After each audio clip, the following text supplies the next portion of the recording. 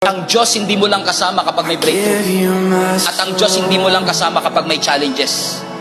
Kahit sa gitna ng mountaintop at valley low, nandun si Lord. Kasama mo ang Diyos pag na-promote ka. Kasama mo ang Diyos pag nawalan ka ng trabaho. Pero yung araw-araw kang pumapasok sa trabaho, kasama mo pa rin ang Panginoon. Hindi lang natin na-appreciate kasi yun ang ordinary.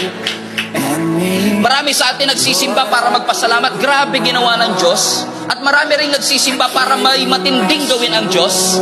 Pero minsan nakakalimutan nating ipagpasalamat yung araw-araw sinusustain niya tayo.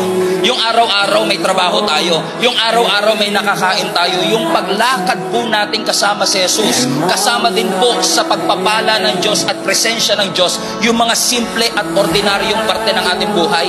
Yung mga average and typical.